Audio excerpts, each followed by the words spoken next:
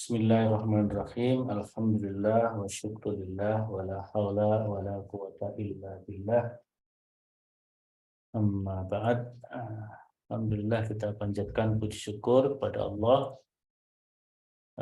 Mestinya jadwal kita di siang hari, tapi tadi saya ada raker PIM yang dimulai jam 8 pagi dan selesai tadi jam 17.15 baru selesai. Sampai rumah pas adzan maghrib. Pada hari ini mestinya adalah presentasi kelompok 1 ya. Kelompok 1 udah siap? Ustaz. Lagi nunggu teman satu, katanya lagi nginstal Zoom di laptopnya. Oke. Jadi tema kita hari ini adalah Pancasila sebagai ideologi dan dasar negara. Pancasila sebagai ideologi dan dasar negara. Bagus kalau materinya itu sudah di submit di ruang diskusi ya. Jadi teman-teman bisa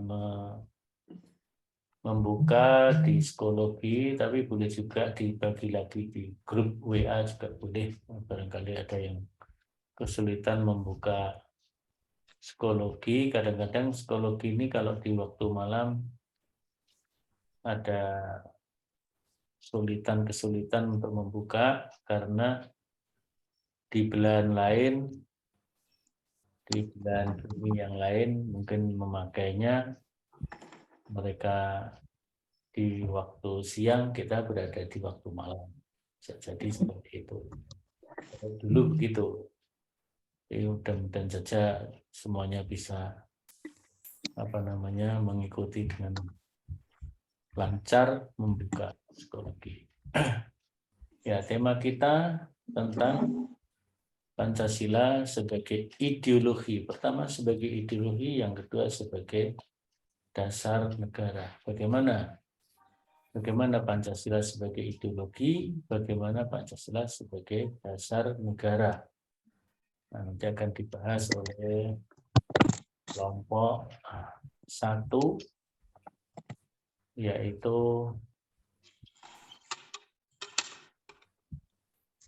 Saudara Faiz Yan Afisena, Khairul Bahir Ardiansyah, dan Hero Najmuddin Abdullah. Sudah siap ya? Yes. Ya, baik. Kalau sudah siap, silakan. Kalau misalnya ada PPT yang bisa di-share screen, saya kira lebih bagus lagi. Silakan Mas Faiz dan kawan-kawan. Nanti yang lain-lain teman-teman menyiapkan pertanyaan ya. Menyiapkan pertanyaan. Mungkin berapa nanti. Misalnya pertanyaan lewat Zoom, kita beri kesempatan bisa sampai 2-3 penanya. Nanti selebihnya pertanyaan secara tertulis lewat psikologi. Dan direspon, dijawab juga lewat psikologi. Silakan Mas Faiz dan kawan-kawan. Mas Hero silakan dibuka.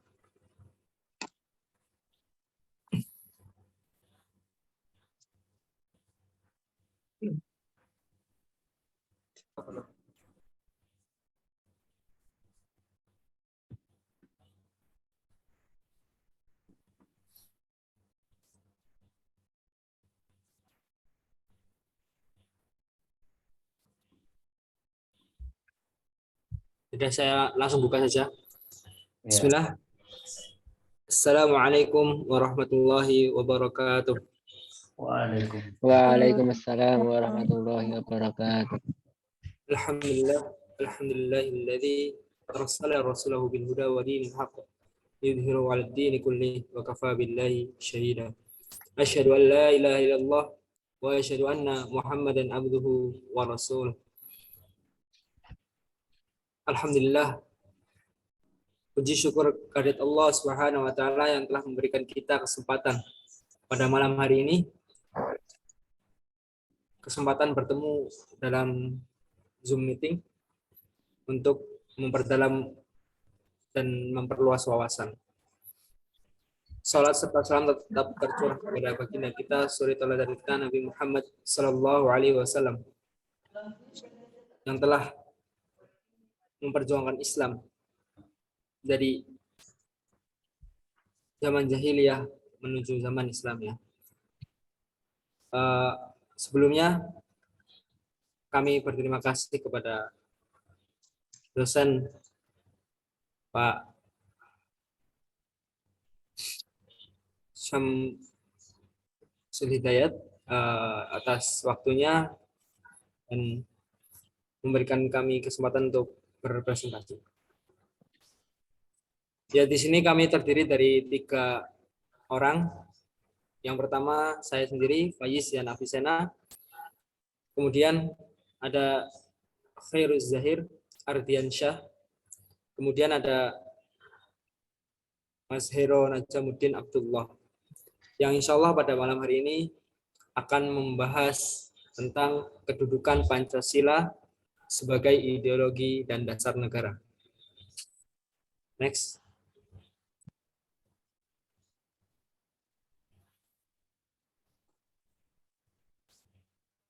Pengertian ideologi dan hubungan Pancasila sebagai ideologi negara.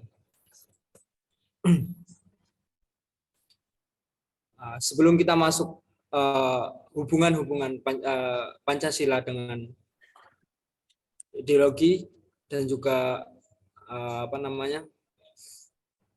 dasar negara, kita ketahui dulu apa itu ideologi. Ideologi adalah dapat diartikan sebagai suatu faham, aliran atau keyakinan, pandangan yang dianut oleh seseorang atau suatu kelompok di dalam dunia. Ideologi ini banyak dan beragam. Dimulai dari Marxisme, Leninisme, ya, Nazisme, fasisme, sekularisme dan lainnya.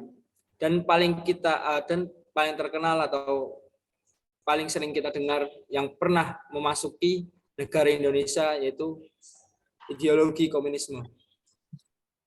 Yang kemudian di sana kita tahu ada gerakan 30 SPKI. Kemudian istilah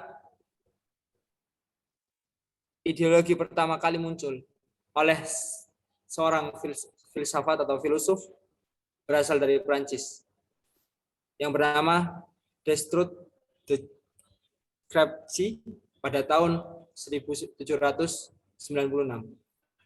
Ideologi itu dapat difahami sebagai cara memandang segala sesuatu.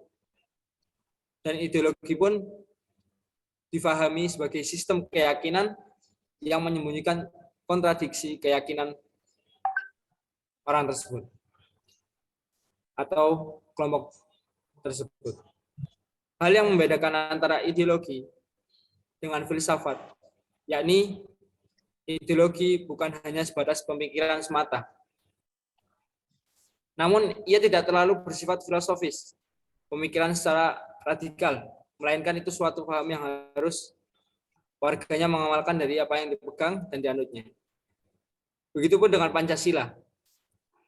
Jika ia menjadi ideologi bangsa dan negara, maka mengandung konsekuensi yang logis bahwa segenap bangsa ini harus menjadikan Pancasila sebagai pegangan dasar kebijakan negara, baik itu sebagai dasar pegangan politik atau ekonomi, pendidikan, dan dasar kebijakan negara.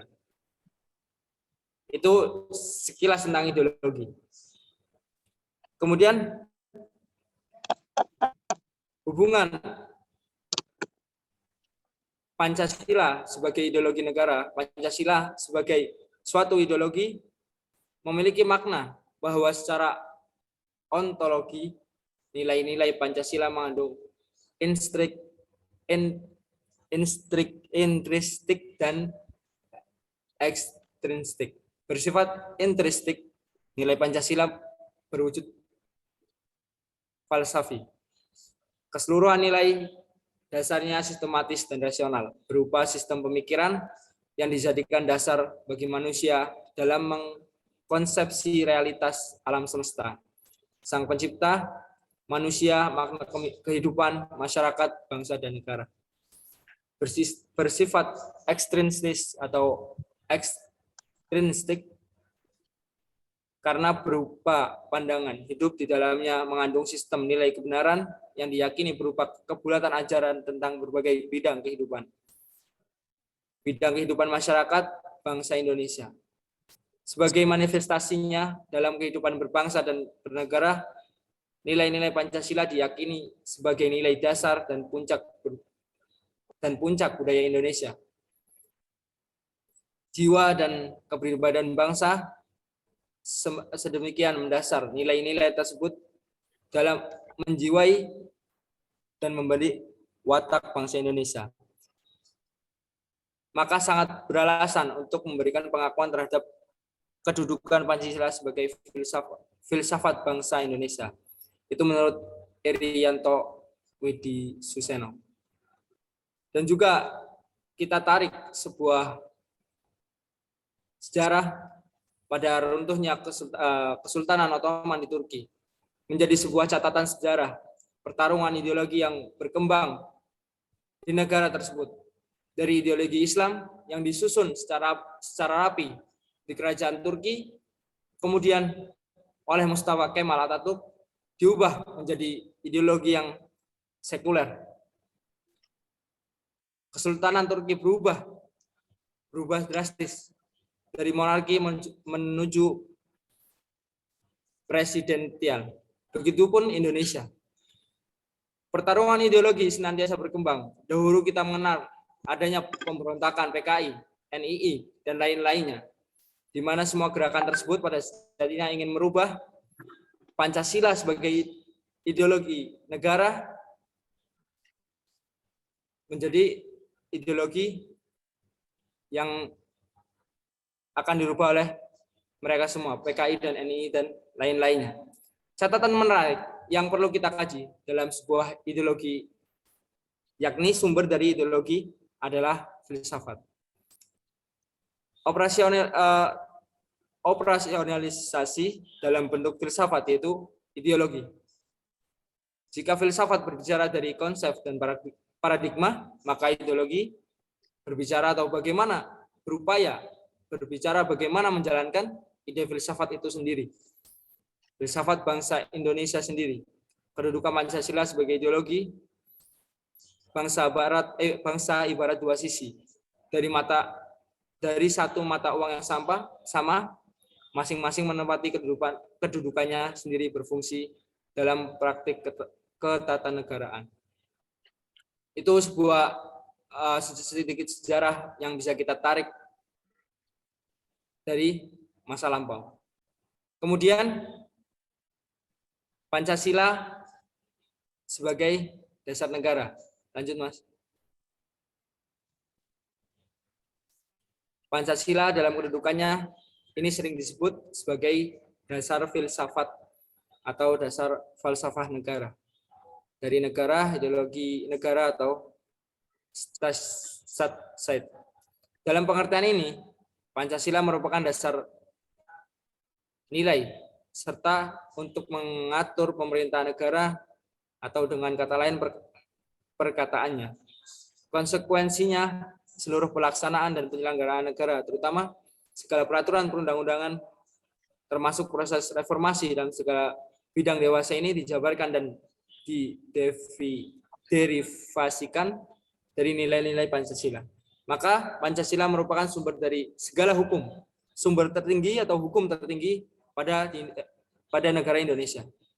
Pancasila merupakan sumber kaidah hukum negara yang secara konstitusional mengatur negara Republik Indonesia beserta seluruh unsur-unsurnya, yaitu rakyat, wilayah, beserta negara.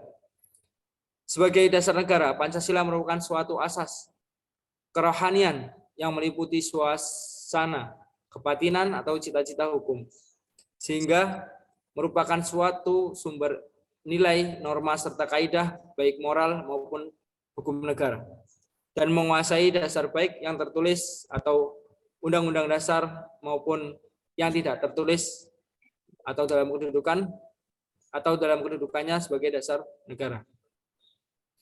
Pancasila mempunyai kekuatan mengikat secara hukum. Mengingat sebagai sumber dari segala hukum Mengikat, ya. atau sumber tertib hukum Indonesia, maka Pancasila tercantum dalam ketentuan tertinggi yaitu pembukaan UUD 1945.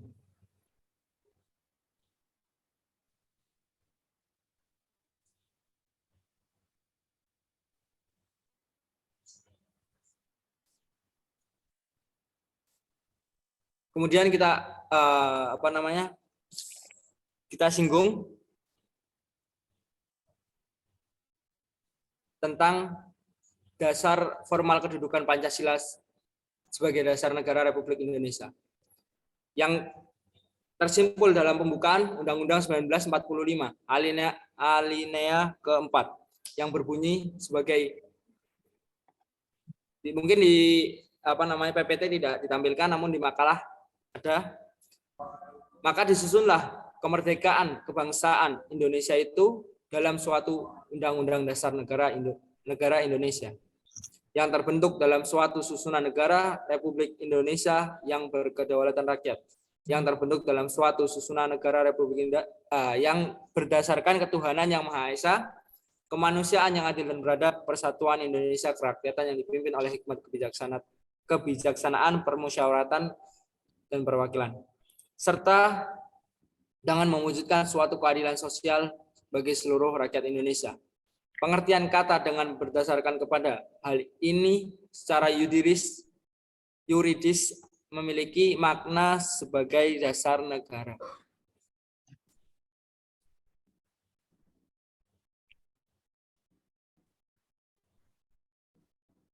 Kemudian dalam buku Hakikat Pancasila sebagai dasar negara dan ideologi negara, dalam proses reformasi dewasa ini, MPR melalui sidang istimewa tahun 1998 mengembalikan kedudukan Pancasila sebagai dasar negara Republik Indonesia yang tertuang dalam TAP nomor X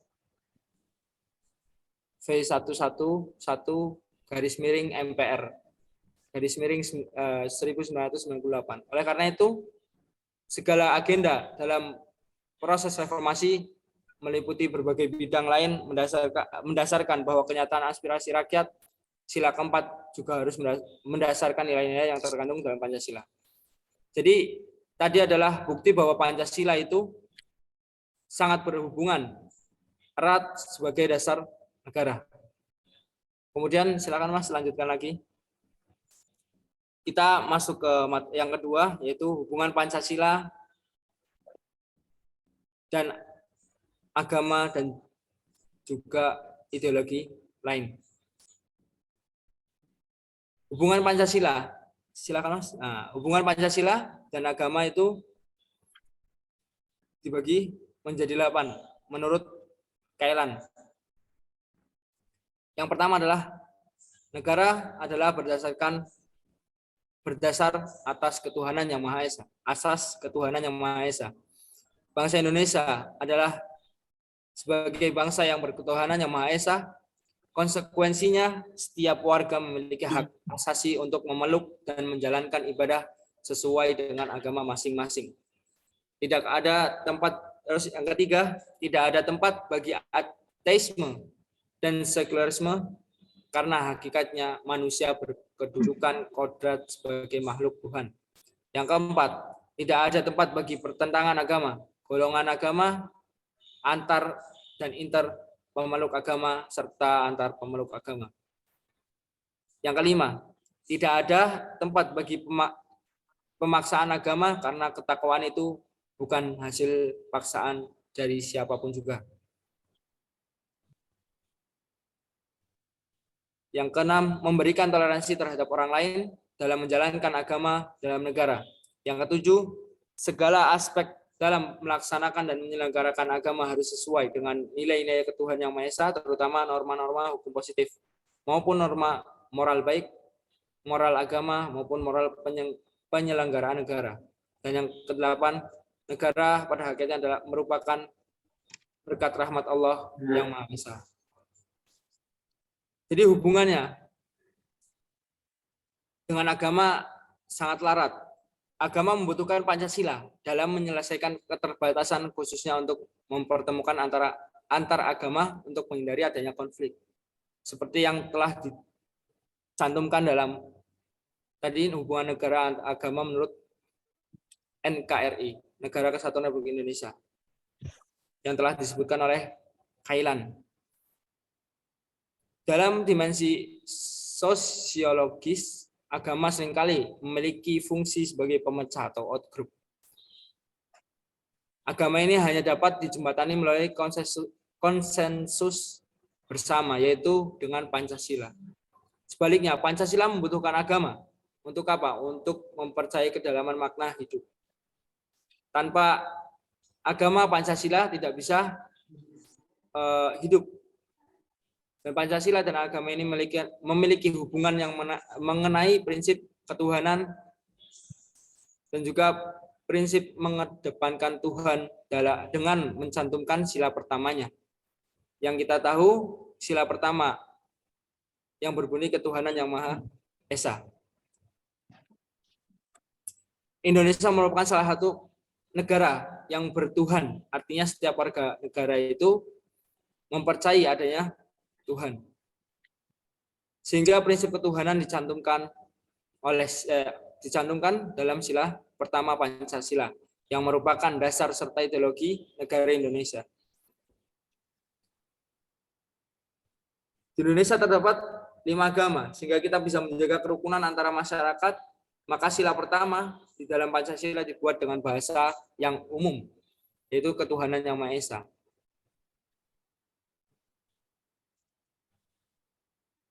Dan setiap warga negara diberikan kebebasan untuk memeluk agamanya dan menjalankan ibadah sesuai perintahnya. Sesuai apa yang pernah dikatakan oleh Insinyur Soekarno pada tanggal 1 Juni tahun 1945 ketika berbicara mengenai dasar negara. Menyatakan prinsip ketuhanan bukan saja bangsa Indonesia bertuhan, tetapi masing-masing orang Indonesia hendaknya bertuhan. Tuhannya sendiri. Yang Kristen menyembah Tuhan menurut petunjuk Isa Al-Masih, yang Islam menurut petunjuk Nabi Muhammad SAW, orang Buddha menjalankan ibadahnya menurut kitab-kitab yang ada padanya, tetapi marilah kita semuanya bertuhan. Hendaknya negara Indonesia ialah negara yang tiap-tiap orang menyembah Tuhannya dengan leluasa. Segenap rakyat hendaknya bertuhan. Secara kebudayaan yakni dengan tiada egoisme agama dan hendaknya negara Indonesia satu negara yang bertuhan. Silakan Mas lanjut. Hubungan Pancasila dan ideologi lainnya. Secara teknis, negara kita menganut sistem demokrasi yang diatur oleh dasar negara kita sendiri, yaitu Pancasila. Demokrasi sendiri dapat diartikan sebagai bentuk pemerintahan yang seluruh rakyatnya turut serta dalam memerintah dengan perantaraan wakilnya. Selain demokrasi, terdapat pula sosialisme yang secara sederhana dapat diartikan sebagai paham kenegaraan dan ekonomi yang berusaha supaya harta benda industri perusahaan menjadi milik negara. Berbeda dengan sosialisme, gagasan liberalisme merupakan aliran ketatanegaraan dan ekonomi yang menghendaki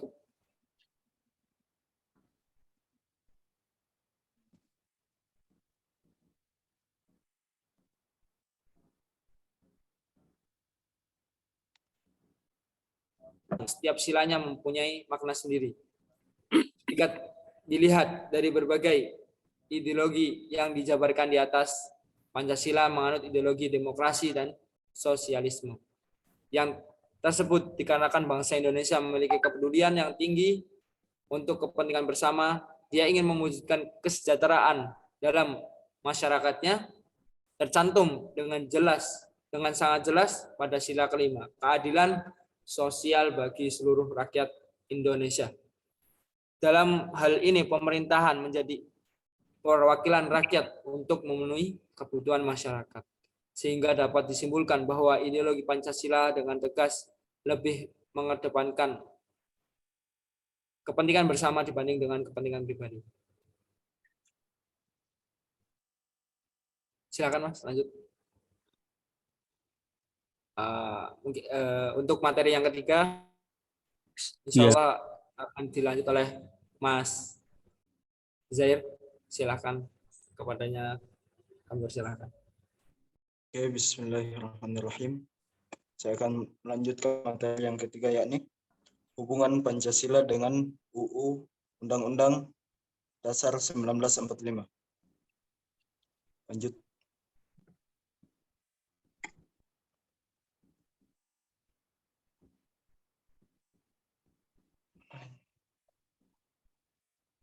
Hubungan Pancasila dan Undang-Undang Dasar 1945. Menurut Winarno, dalam buku Paradigma Baru Pendidikan Pancasila 2016, karya Winarno, Pancasila merupakan dasar negara Indonesia. Kedudukan Pancasila sebagai dasar negara bersifat kuat, tetapi tidak dapat diubah karena terdapat dalam pembukaan Undang-Undang Dasar 1945. Pada alinea keempat, walaupun tidak disebut secara eksplisit. Mengutip dari buku Pendidikan Pancasila 2019, karya Irwati, pembukaan Undang-Undang Dasar 1945 adalah pokok kaidah yang dijadikan landasan serta peraturan hukum tertinggi bagi bentuk hukum lainnya, termasuk hukum dasar tertulis dan hukum dasar tidak tertulis. Antara Pancasila sebagai dasar negara Undang-Undang Dasar 1945, khususnya bagian pembukaan sebagai dasar hukum. Keduanya memiliki hubungan yang saling berkaitan atau tidak dapat dipisahkan. Dapat digambarkan jika Pancasila adalah rohnya, sedangkan Undang-Undang Dasar 1945 adalah raganya. Pancasila merupakan unsur pokok dalam pembukaan UUD 1945. Unsur pokok ini kemudian dijabarkan lebih lanjut dalam pasal-pasal UUD 1945 sebagai norma hukum dasar dalam kehidupan bernegara dan berbangsa. Melansir dari buku Pendidikan Pancasila Pendekatan berbasis nilai-nilai 2020, karya Ardamon Prakoso, Pancasila yang termuat dalam pembukaan UUD 1945 berarti Pancasila memiliki kedudukan yang kuat dan posisinya tidak dapat tergantikan. Lanjut.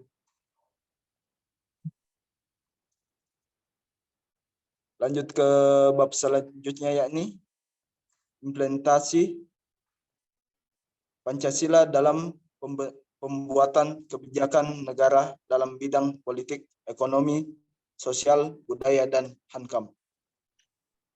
Lanjut, Mas. Bidang politik. Yang pertama yakni bidang politik.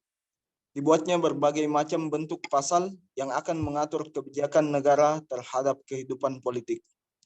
Yang pertama yaitu Pasal 26 ayat 1 yang mengatur tentang orang yang menjadi warga negara Republik Indonesia. Yang kedua yaitu Pasal 27 ayat 1 yang memberikan pernyataan terhadap kedudukan warga negara yang berada di dalam hukum dan juga pemerintahan tanpa adanya kekecualian. Yang kedua yakni bidang ekonomi. Dibuatnya berbagai macam bentuk pasal akan mengatur kebijakan negara terhadap kehidupan ekonomi. Adapun pasalnya ini yang pertama pasal 27 ayat 1 yang dimana berbunyi tiap-tiap warga negara berhak atas pekerjaan, penghidupan, dan layak bagi kemanusiaan. Yang kedua yakni pasal 33 ayat 1 yang berbunyi disusun sebagai usaha bersama berdasar atas asas kekeluargaan. Yang ketiga yakni pasal 34 ayat 1 yang berbunyi fakir miskin dan anak-anak yang terlantar dipelihara oleh negara. Yang ketiga yakni bidang sosial budaya. Dibuatnya berbagai macam bentuk pasal yang akan mengatur kebijakan negara terhadap kehidupan sosial budaya. Sudah diatur. Yang pertama yakni pasal 31 ayat 1 yang berbunyi setiap warga negara untuk berhak mendapat pendidikan.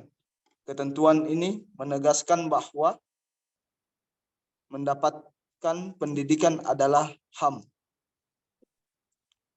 Yang kedua yakni pasal 32 ayat 2 yang berbunyi negara memajukan kebudayaan nasional Indonesia di tengah peradaban dunia.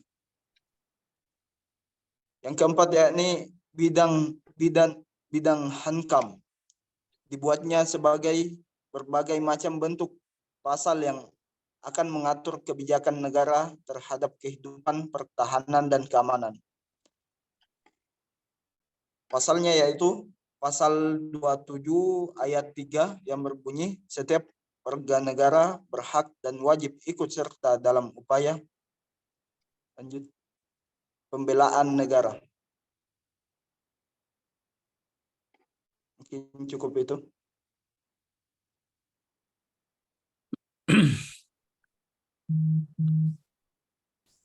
Sekian, terima kasih. Mungkin ada pertanyaan atau diskusi dari teman-teman.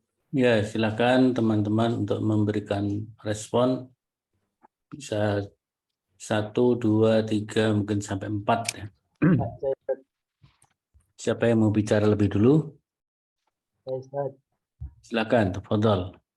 Burhanuddin, silakan. Ya, terima kasih waktunya, Ustaz. Tadi dijelaskan antara interistik dan eksteristik begitu. Yang ingin saya tanyakan, apa makna dari interistik itu dan eksteristik itu? Saya rasa tadi tidak dijelaskan gitu. Terus yang kedua, apakah negara lain itu boleh menggunakan ideologi Pancasila ini? Terus yang ketiga, apakah demokrasi itu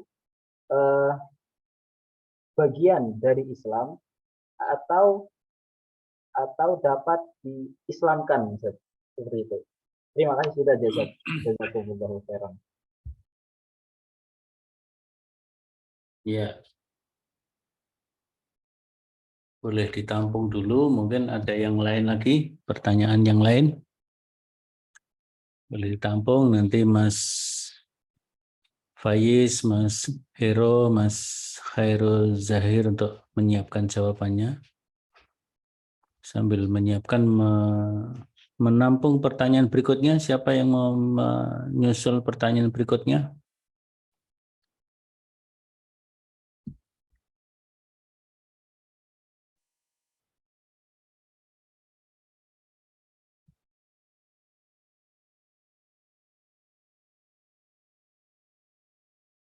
Kalau tidak ada, dijawab dulu.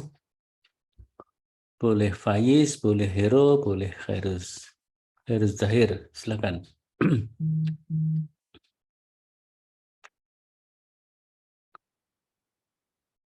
Gimana? Atau ditampung dulu ini yang Shirley. Silakan Shirley. Nah, Afwan izin bertanya. Jadi saya pernah beberapa waktu lalu itu pernah melihat video dan ada salah satu tokoh Indonesia itu yang mengatakan bahwa Pancasila itu bukan ideologi negara. Beliau itu beranggapan bahwa yang berideologi itu harusnya manusianya, seperti itu. Nah, bagaimana menurut tanggapan kalian dengan statement tersebut? Mungkin itu yang ingin saya tanyakan. Iya, bagus. Saya kira pertanyaannya dicatat dulu ya, Mas Zahir, Mas Naja, Mas Faiz. Fatimah Khairunisa, silakan.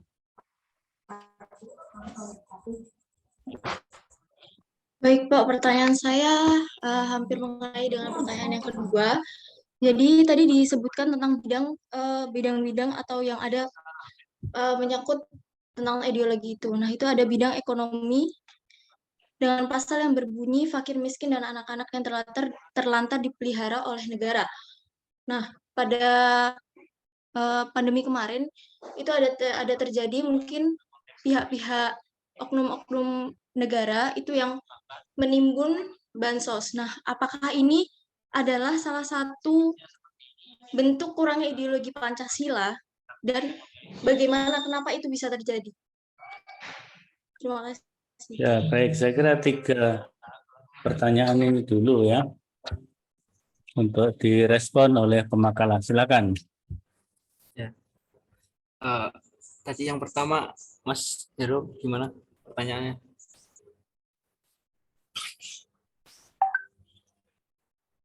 Sirman.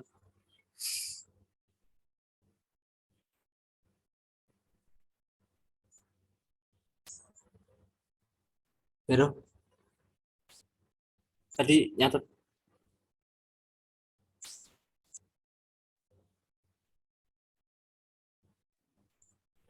Tadi kelewatan, belum kecatat.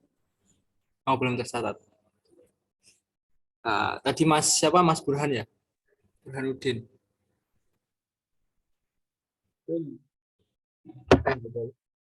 Bertanya tentang eh,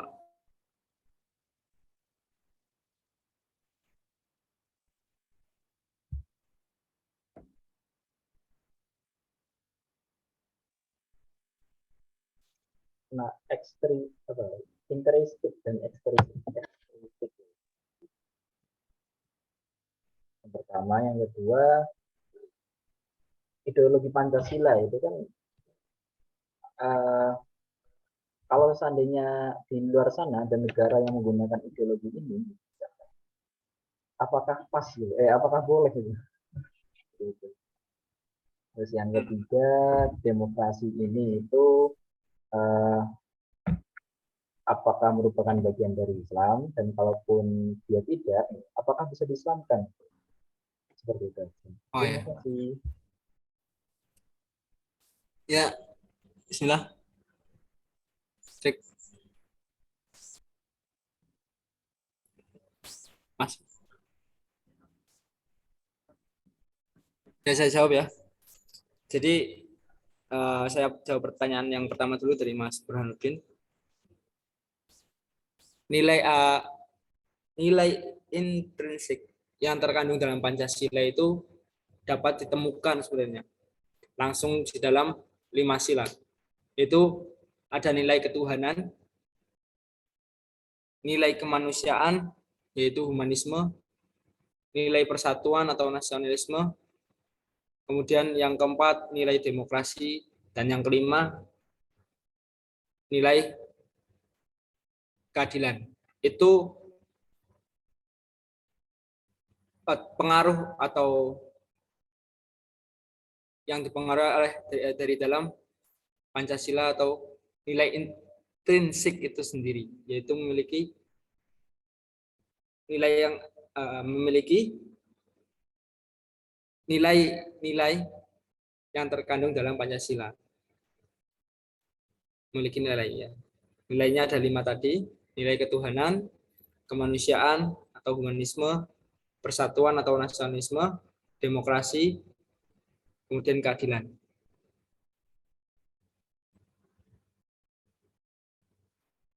Terus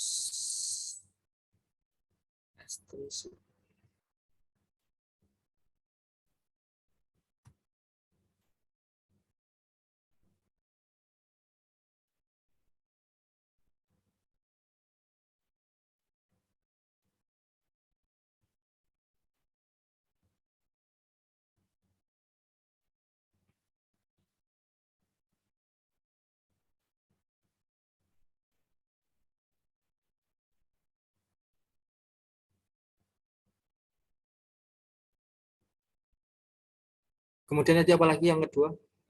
Pertanyaannya.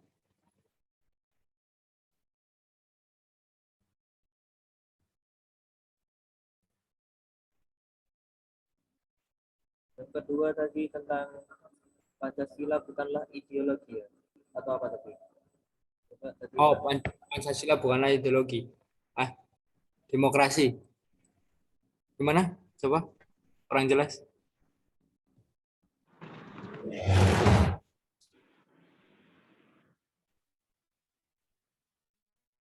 Mas Hero bisa Jadi diulang? ada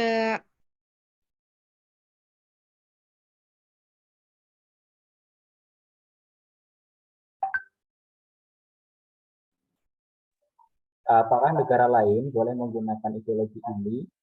Terus yang ketiga, apakah demokrasi itu bagian dari Islam? Seperti itu. Ya. Oh ya. Apakah negara lain boleh memakai ideologi Pancasila gitu ya? Nah, jawabannya itu bisa jawab dari A. Jadi kita pahami dulu ya, ideologi itu diartikan atau kita bisa pahami bahwa ideologi itu adalah suatu paham, aliran, keyakinan, pandangan yang dianut oleh seseorang atau suatu kelompok. Jika itu dipakai oleh negara lain, maka negara itu akan berubah. Dasarnya juga semuanya pun akan berubah. Karena ini sebuah ideologi. Ideologi itu bukan hanya keyakinan atau pemikiran, namun melainkan suatu paham yang mengharuskan warganya mengamalkan dari apa yang dipegang dan apa yang dianutnya gitu. Jika kita samakan dengan seluruh negara, mungkin hanya Pancasila yang paling unik gitu. Kalau negara lain, kalau boleh jawabannya boleh atau tidak, itu ya kalau dipahami secara ideologi gitu ya, maka boleh-boleh saja. Seperti halnya komunisme, yang hampir seluruh dunia bisa memakai ideologi ini. Ataupun sekulerisme dan ateisme dan ideologi yang lainnya. Namun Pancasila ini memiliki keistimewaan sendiri gitu. Hampir setiap aspek kehidupan dan norma-norma kehidupan itu diatur juga oleh Pancasila gitu. Jadi kalau bisa menggunakan ideologi ini di negara lain, bagus-bagus saja gitu. Maka bisa dikatakan mungkin bisa Pancasilais gitu. Mungkin boleh kalau saya menjawab, mungkin ada tambahan dari dosen, tapi menurut saya boleh gitu. Kemudian yang ketiga, apakah demokrasi termasuk hukum Islam? Gimana? Demokrasi.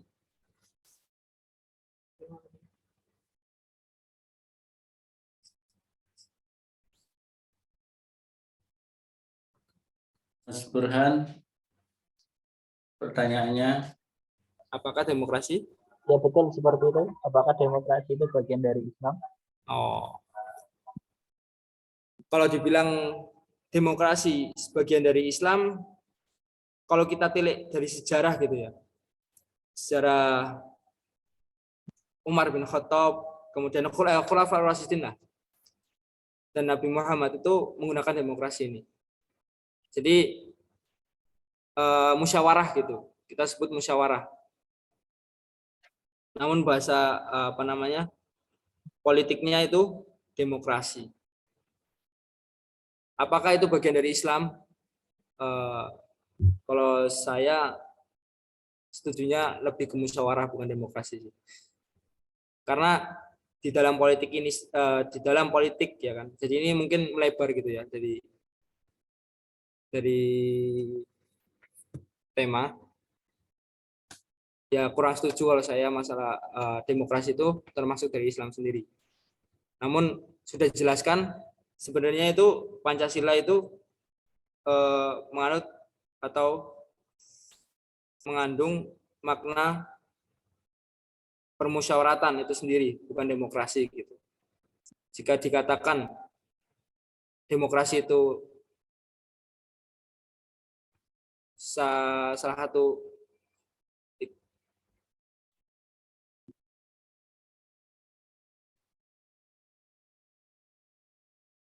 maka bisa disebut itu tidaklah. Jadi tidak tidak termasuk dalam Islam demokrasi itu sendiri. Mungkin jika kurang pas bisa lemparkan ke dosen. Mungkin pertanyaan selanjutnya tadi yang dari Mbak siapa?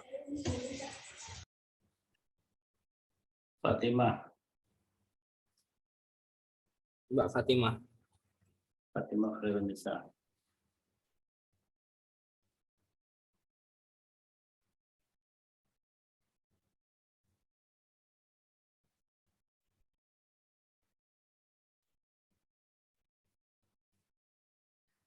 Mas Heru nyatet nggak Mas tadi Mas?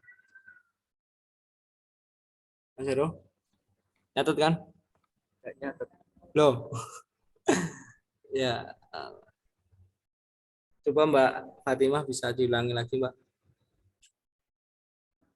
Oke, jadi tadi pada asas sebentar. Pembahasan tentang bidang sosial, tentang bidang ekonomi yang ada sangkut pautnya dengan ideologi Pancasila itu yang berbunyi fakir miskin dan anak-anak yang terlantar dipelihara oleh negara. Nah, ketika masa pandemi kemarin kan ada sebuah fenomena seperti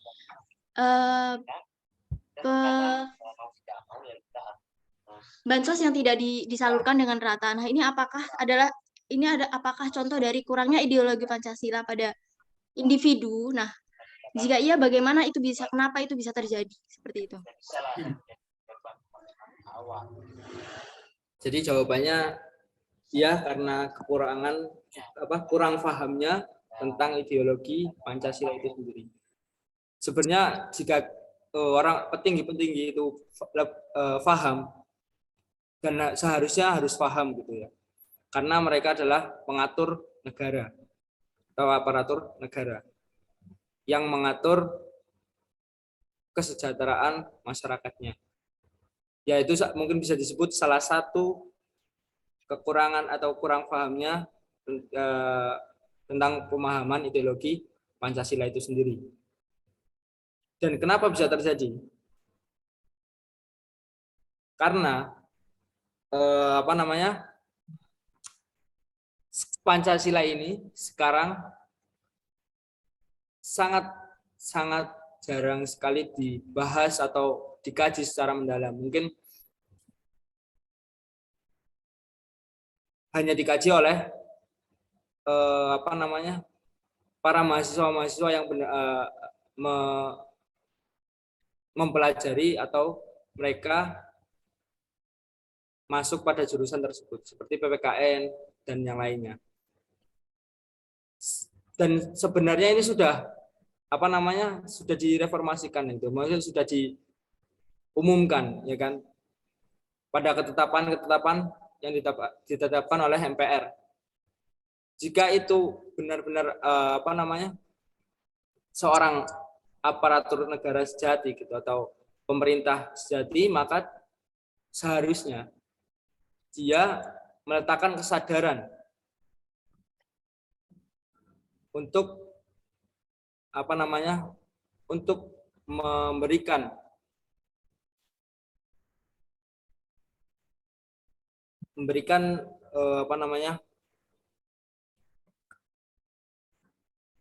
usaha semaksimal mungkin dalam mengatur ekonomi tersebut atau mengatur seluruh aspek dari norma-norma dan cita-cita dan moral dari Pancasila itu sendiri.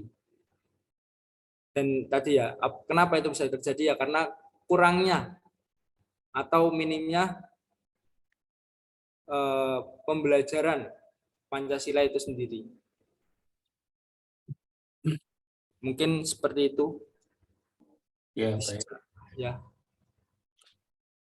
Itu ada yang raise hand. Silakan Zakia.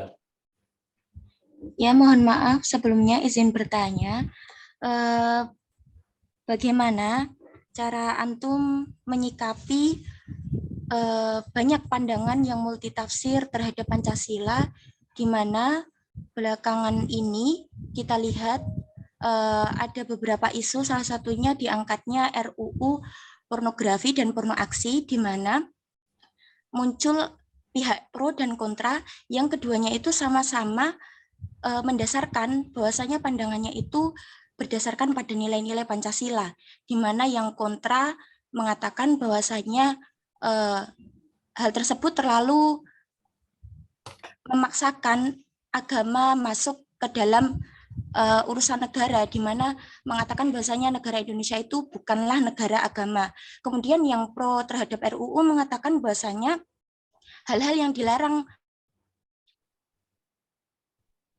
berdasarkan pada nilai-nilai yang terutama nilai-nilai ketuhanan. Lalu yang saya tanyakan sebenarnya siapa yang berhak menafsirkan Pancasila itu sendiri, di mana salah satu dengan yang lainnya sama-sama mengatakan saya yang Pancasilais. Nah, saya ingin bertanya siapa yang berhak menafsirkan Pancasila itu sendiri. Mungkin begitu, terima kasih. Dilanjut Ais Natiha. Iya, Pak.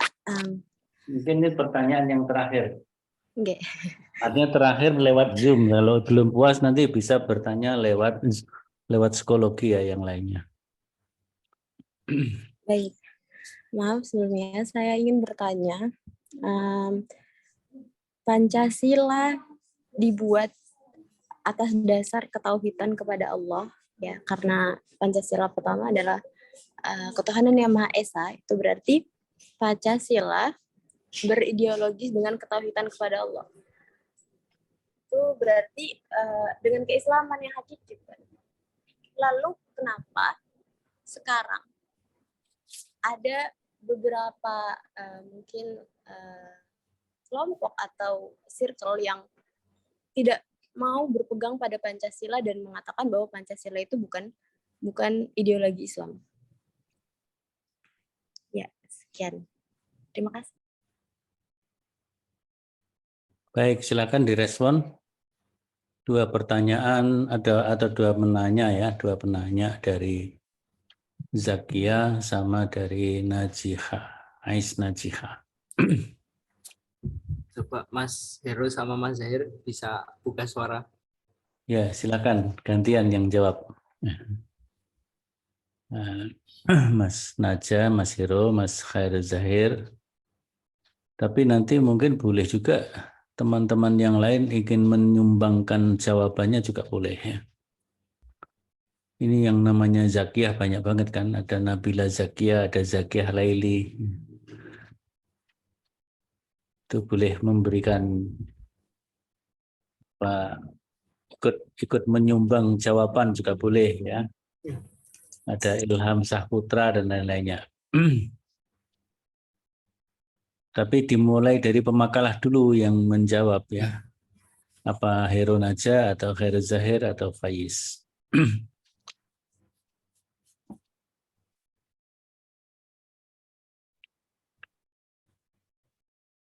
Boleh Khair Zahir dulu.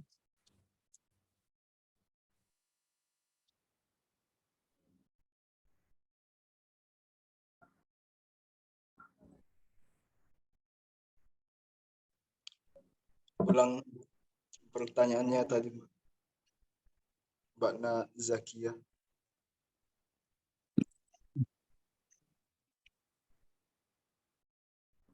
Mas Hero enggak nyatat. Pertanyaannya Zakia tadi apa?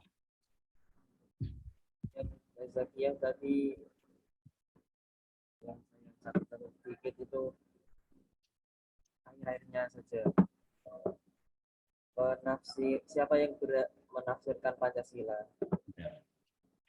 Ya, saya kira bagus sekali itu, pertanyaan yang bagus.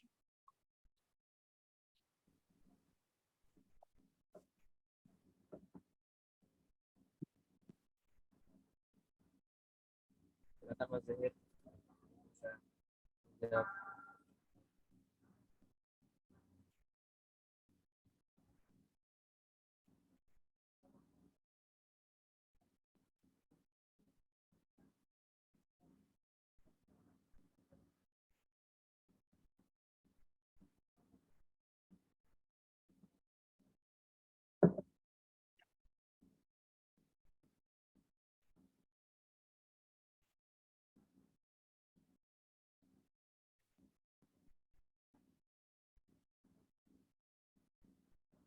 Ya, Mas Zahir, silakan.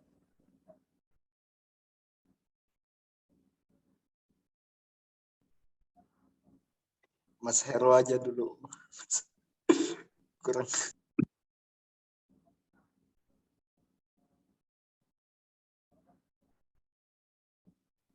Coba silahkan dulu untuk Mas Hero-nya.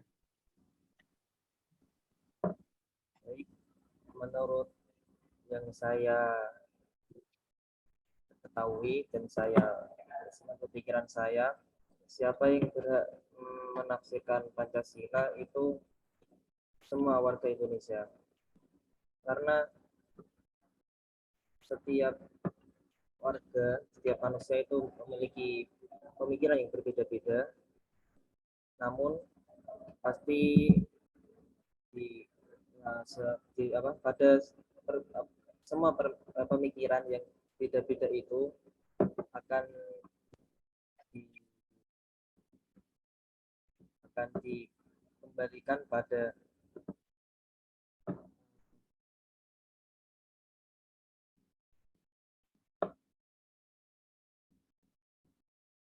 yang sesuai pada warga Indonesia.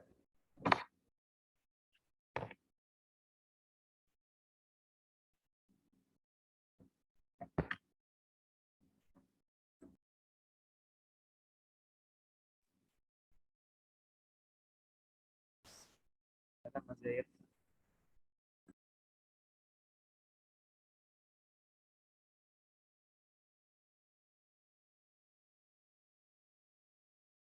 Ya, jadi tadi sedikit mau menambahi siapa yang berhak gitu ya. Siapa yang berhak menafsirkan, namun saya ngambil apa ya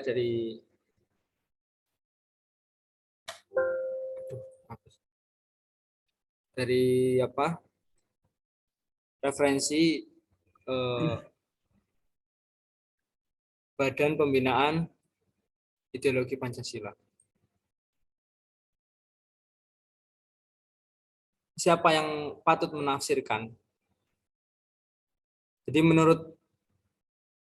Jadi sebenarnya bukan patut menafsirkan gitu. Jadi hanya untuk mengingatkan kembali arti dari Pancasila itu. Jadi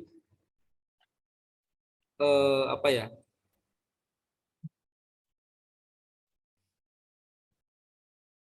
Yang patut itu hanya para pendiri-pendiri bangsa Indonesia. Mungkin presiden-presiden sebelumnya atau apa namanya? Para petinggi-petinggi yang di atas. Dan petinggi-petinggi dari ormas-ormas lainnya. Itu ada sangkut pautnya ya mereka dapat memberikan atau menafsirkan Pancasila itu sendiri. Namun kalau saya lebih setuju seperti apa yang dikatakan oleh Mas Hero. Jadi semua warga negara itu berhak menafsirkan Pancasila itu sendiri karena Pancasila itu kan mereka di sana terdapat hak asasi manusia dan semua manusia atau semua masyarakat Indonesia yang mereka masih dinaungi oleh Pancasila, maka mereka berhak untuk menafsirkan Pancasila itu sendiri. Namun jangan sampai menafsirkan Pancasila itu keluar dari jangan menafsirkan Pancasila keluar dari makna Pancasila itu sendiri. Jadi mungkin kayak tadi sekaligus menjawab pertanyaan dari Mbak siapa Ais Najiha ya. Kenapa kok apa namanya? Apa tadi?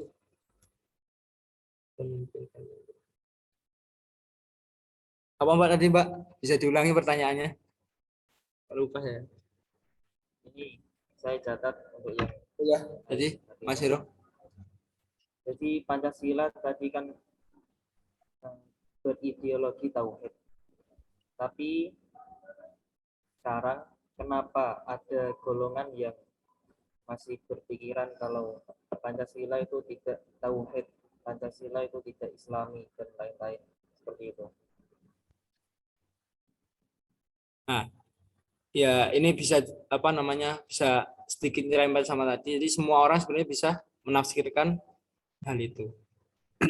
Bisa menafsirkan apa arti Pancasila itu sendiri karena Pancasila itu sebagai dasar negara. Namun jika itu sudah masuk dalam kategori akidah atau keagamaan itu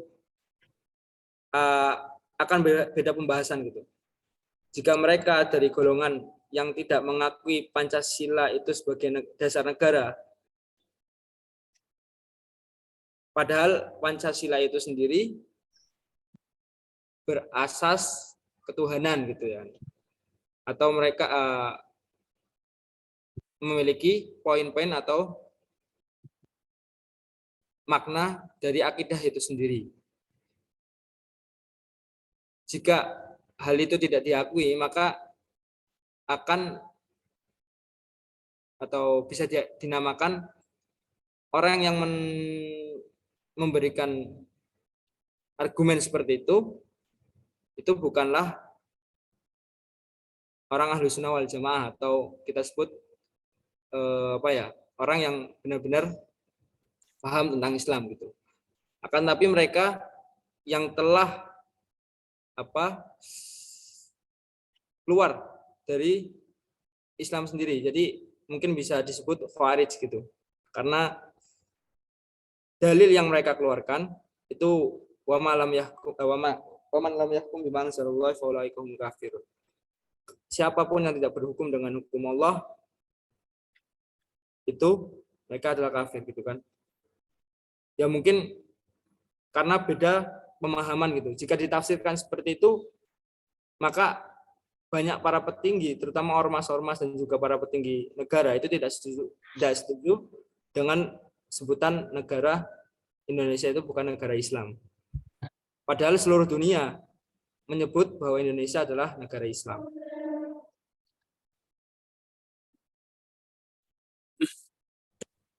Ya, baik, saya kira cukup ya diskusi kita. Diskusi melalui Zoom dianggap cukup dan saya kira diskusinya sangat bagus. Ada wacana yang berkembang sedemikian rupa. Ya, Pancasila sebagaimana yang mungkin mestinya saudara membuat infografis ya, membuat infografis tentang perumusan Pancasila mulai dari masa PPU-PKI sampai PPKI sampai disahkannya Undang-Undang Dasar 1945 tanggal 18. Pancasila merupakan hasil kompromi dari seluruh rakyat atau bangsa Indonesia. Semula masing-masing pihak menginginkan Indonesia dengan dasar sesuai dengan keinginannya. Yang kaum muslimin menginginkan dasar Islam dan itu wajar sah ya. Keinginan umat Islam menginginkan Indonesia dibentuk negara berdasarkan ajaran Islam, apalagi waktu itu jumlah umat Islam mencapai 95%. Jadi kalau jumlah pemeluknya mencapai 90% lebih itu kalau menginginkan negaranya diatur secara Islam, itu kan sesuatu hal yang wajar. Ya. Tapi karena ada mungkin 5% atau 6% bagian dari bangsa Indonesia yang tidak beragama Islam dan ingin juga negaranya diatur agar sesuai dengan aspirasinya, sebagai mungkin ada yang pemeluk Kristen, Katolik, Hindu, Buddha, dan sebagainya. Nah, setelah terjadi perbincangan yang mungkin diskusinya juga sangat seru ya. Belum lagi kelompok yang ya mereka beragama tapi memiliki pemikiran yang ya agama itu urusan pribadi. Agama itu urusan individu. Agama jangan dilibatkan dalam kehidupan sosial dan politik kenegaraan. Ada yang berpandangan seperti itu, dan itu di antara kaum muslimin juga ada yang punya pikiran seperti itu. Mungkin juga dari pemeluk agama yang lain. Nah, dari kalangan kaum muslimin misalnya ada Mr. Supomo yang itu berpikiran Indonesia jangan diatur dengan aturan agama, karena pemeluk agama di Indonesia tidak hanya satu macam. Nah, akhirnya disepakatilah dan muncul Pancasila, dan Pancasila yang disepakati pertama adalah Pancasila versi Piagam Jakarta yang diputuskan tanggal 22 Juni 1945 oleh panitia kecil yang disebut dengan Panitia 9. Di mana sila pertama berbunyi ketuhanan dengan kewajiban menjalankan syariat Islam bagi pemeluknya, dan ini kemudian dibawa dalam sidang BPUPKI pada tanggal 14 Juli 1945, dan seluruh anggota BPUPKI yang sekitar 60 orang atau 65 orang, saya lupa itu, semuanya sepakat untuk menerima rumusan Piagam Jakarta yang di dalamnya ada kata-kata Islam. Artinya ini memberikan penghargaan apresiasi kepada pemeluk agama yang terbesar ya.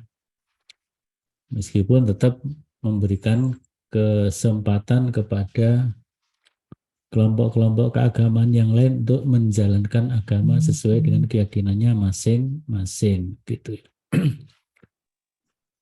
Nah, jadi ya memang bisa dikatakan seperti yang disampaikan oleh Mbak Ais tadi, bahwa prinsip ketuhanan yang ada di dalam Pancasila adalah prinsip tauhid, dan itu memang yang dikatakan oleh Ki Bagus Hadikusumo. Ketika ada permintaan dari sebagian orang untuk menghapus 7 kata dengan kewajiban menjalankan syariat Islam bagi pemeluknya, sehingga terjadi diskusi yang alot dan sampai deadlock. Kemudian ada upaya untuk mendekati Ki Bagus Hadikusumo waktu itu sebagai tokoh Muhammadiyah, agar Ki Bagus bersedia menyetujui dihapusnya 7 kata.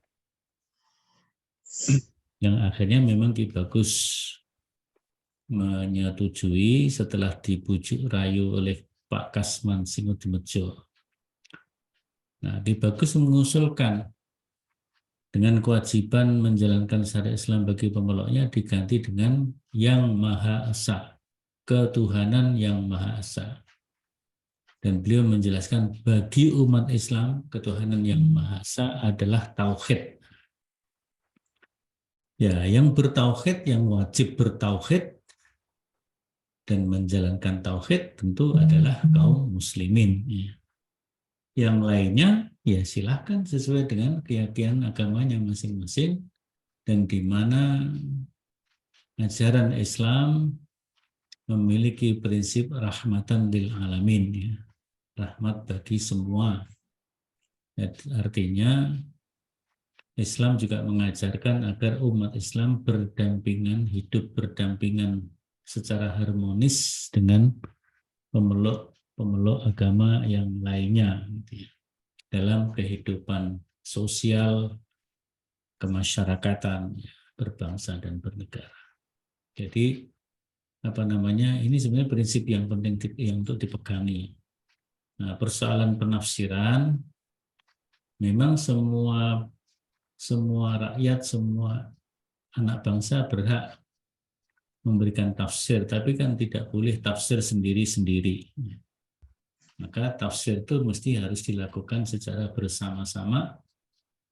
Maka kalau semakin banyak yang memiliki pandangan yang sama, menjadi satu penafsiran yang sama, maka itu akan menjadi tafsir yang diakui oleh banyak unsur dari bangsa ini.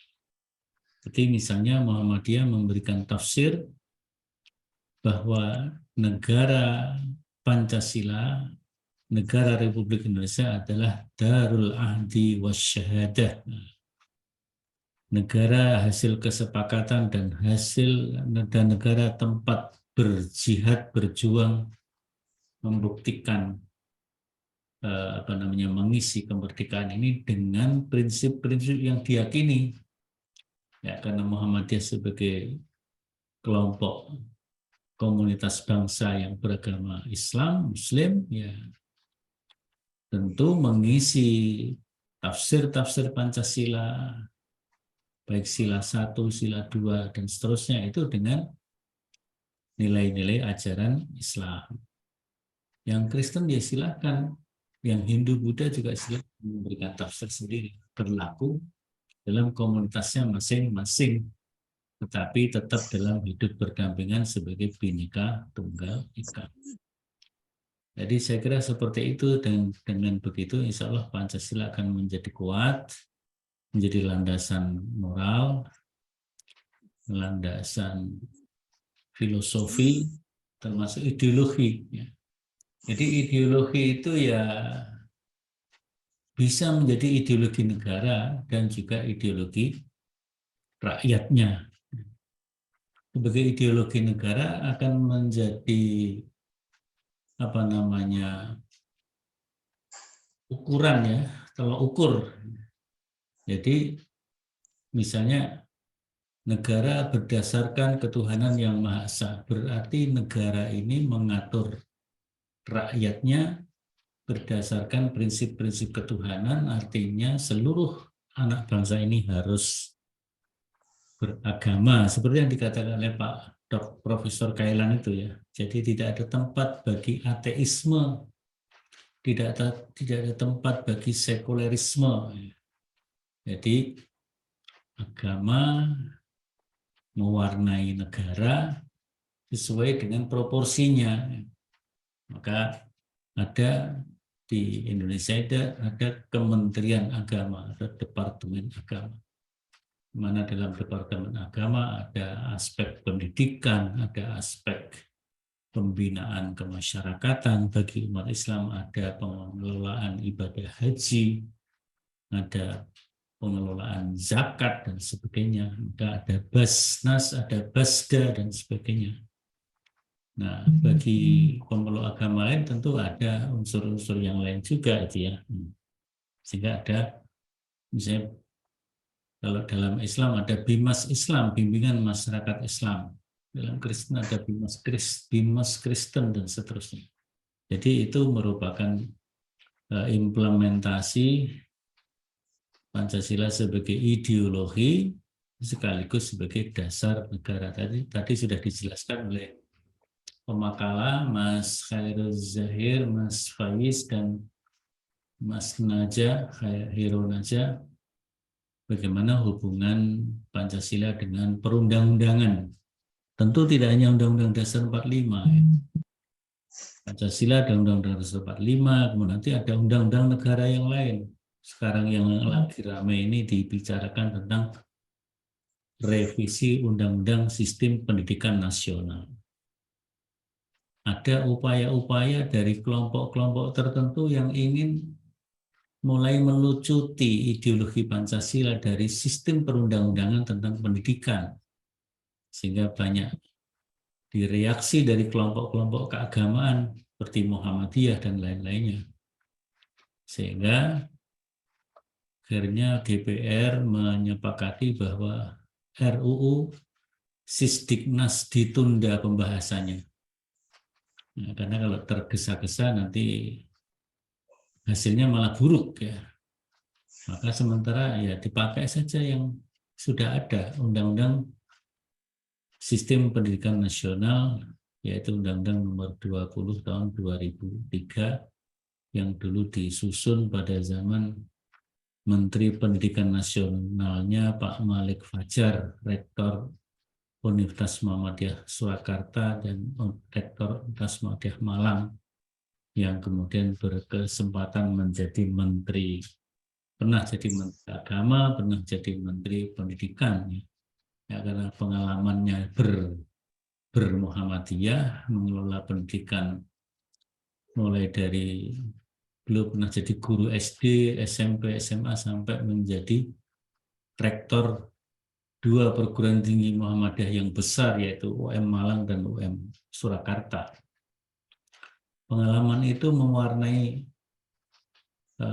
tugas beliau sebagai Menteri Pendidikan Nasional, sehingga beliau menyusun rancangan undang-undang Sisdiknas itu betul-betul diwarnai nilai-nilai ajaran agama dan tentunya nilai-nilai ajaran agama Islam. Saya kira itu untuk pertemuan kita malam ini. Diskusi secara live pakai Zoom kita cukupkan. Nanti kalau ada hal-hal yang perlu ditanyakan, didiskusikan, bisa dilanjut melalui psikologi. Selanjutnya kita akan presensi. Ini saya download presensi yang baru ya. Download presensi yang baru. Banyak masih kosong ini. Nanti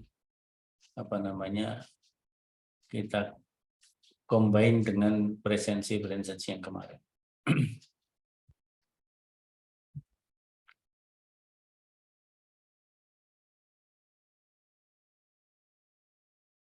Ini kok.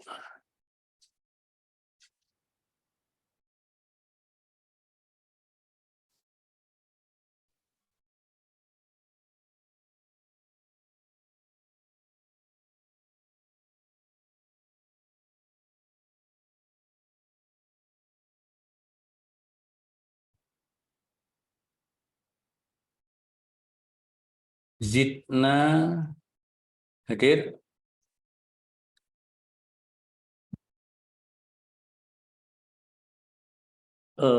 Pertama ini.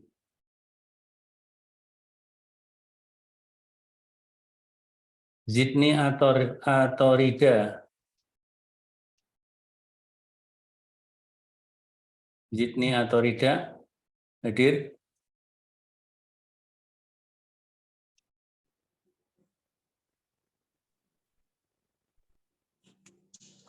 Hadir nggak Zidni? Tidak hadir ya, berarti tidak hadir ya.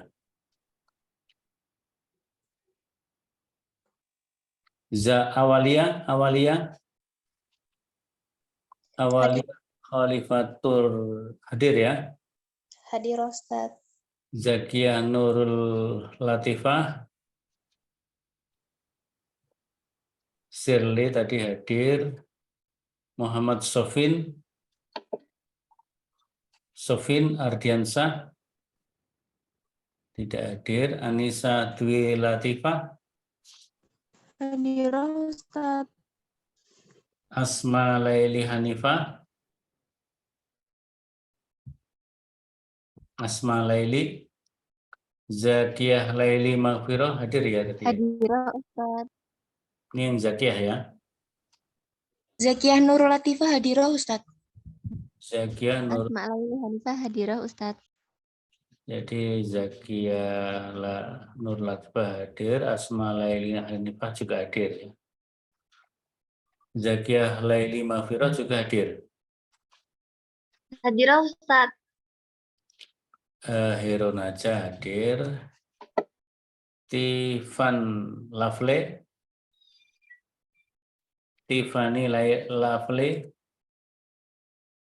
Emma Mutia, Hadiroh Ustaz. ya, Nabila Zakia hadir ya. Fayispan hadir, Yan ya. Khairul Zahir hadir. Aldian Syah tadi saya lihat hadir ya. Hadir Ustaz. Fatimah Khairunisa hadir. Abdullah Yusuf saya belum lihat hadir. Hadir Ustaz. Muhammad Fathur Rashid. Fathur Rashid hadir. Fatih Kanzul Akram. Hadir. Ais Najiha hadir. Mustaqimah hadir, saya lihat. Amalia Naim Afifah. Amalia. Umi Mufidah. Umi Mufidah hadir ya. Hadir Pak. Umar Abdul Aziz hadir ya. Hadir Ustaz. Muhammad Mubin. Hadir Ustaz. Dia Ihsanul Fikri. Dia Muzaffar Halim. Mas Muzaffar Halim hadir. Hadir Ustaz. Dan Saputra tadi saya lihat hadir. Dini Rona Ayuni. Eko Sumardianto. Eko. Nadia Sifaul Ummah. Nadia. Nadia nggak hadir ya. Firman Syah Al-Riyanda. Mahfud Mahmudi. Rafa El Hamim. Rafa. Ini yang 5 paling bawah nggak hadir ya. Baik. Ustaz Tiffany hadir Ustaz. Tiffany hadir. Tiffany hadir ya, baik. Belum Ustaz Centang itu Ustaz. Ya. Ya karena tadi dipanggil belum bersuara. Itu jaringannya Ustaz. Maaf Ustaz. Kalau Sofin hadir nggak? Sofin. Fathur Rashid hadir nggak? Saya ulang ini yang belum. Amalia Naim. Dia Ahsanul Fikri. Yang masih kosong-kosong saya ulang. Eko Sumardianto. Nadia Sifaul Ummah. Firmansyah Al-Riyanda. Mahfud Mahmudi. Hadir Mahfud Ustaz. Mahfud hadir. Kalau Rafa El Hamim tidak ada suara, berarti tidak hadir. Baik, kita cukupkan pertemuan kita pada malam hari ini. Sudah jam 9:10 kita cukupkan saja. Jadi kalau ada hal-hal yang perlu ditanyakan kepada pemakalah terkait dengan tema yang menarik pada malam hari ini, bisa didiskusikan lebih lanjut lewat psikologi. Baik, kita akhiri bersama pertemuan pada malam hari ini dengan sama-sama membaca doa kafaratul majlis. Subhanakallahumma Wa bihamdika asyhadu an la Walhamdulillahirabbil alamin. Assalamualaikum warahmatullahi wabarakatuh. Waalaikumsalam. Waalaikumsalam warahmatullahi wabarakatuh. Assalamualaikum warahmatullahi wabarakatuh. Waalaikumsalam warahmatullahi wabarakatuh. Assalamualaikum warahmatullahi wabarakatuh. Assalamualaikum warahmatullahi wabarakatuh. Assalamualaikum warahmatullahi wabarakatuh. Assalamualaikum warahmatullahi wabarakatuh. Syukran Dat. Syukran Ustaz. Syukran Ustaz. Ya. Alhamdulillah selesai makalah.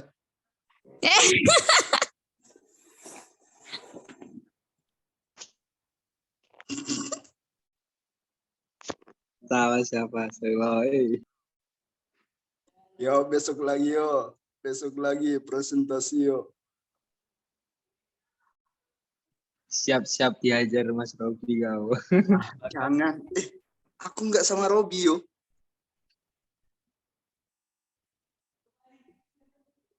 Pertanyaan melayang. Biarlah Besok, insya Allah. besok yang ikut akhlak silahkan Jangan. menanyakan Jangan. kepada Mas Zahir. Kita bekerja sama di sini. Antum kan kalau